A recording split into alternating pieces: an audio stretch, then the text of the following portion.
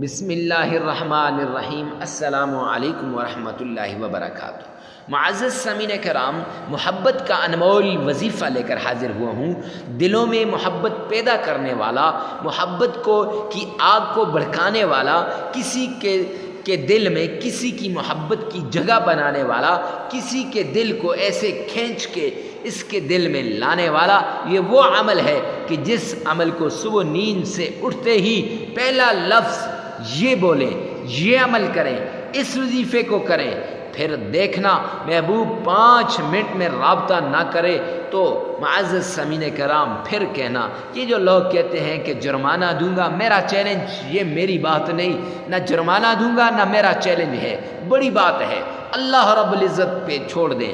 5 صرف یقین کے ساتھ کریں، اور ایسے یقین کے ساتھ کہ آپ کے ذہن میں یہ خیال ہو کہ انشاءاللہ اس عمل کے ذریعے سے میری ساری مرادیں پوری ہو جائیں گی۔ تو آپ نے صبح اٹھنا ہے، سویرے اٹھنا ہے، تہجد کے وقت اٹھنا ہے۔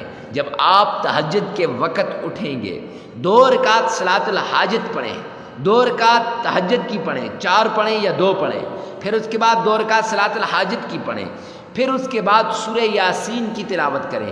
اگر سورہ یاسین نہیں آتی تو معزز سامعین کرام آپ نے سورہ فاتحہ کو 3 مرتبہ پڑھنا ہے۔ سورہ یاسین 1 مرتبہ، اگر سورہ یاسین نہیں آتی سورہ فاتحہ کو معزز سامعین کرام 3 مرتبہ پڑھنا ہے۔ پھر اس کے بعد یا ودودو یا ودودو، اس کا ورد کرنا ہے 313 مرتبہ، 313 مرتبہ، اس طریقے کے ساتھ کہ شروع میں 3 بار تعوذ، 3 بار بسم اللہ، 3 بار درود پاک پڑھیں، پھر یا ودودو کو 313 بار پڑھیں، اور پھر اس کے بعد 3 مرتبہ درود پاک پڑھیں، 33 مرتبہ استغفار کریں۔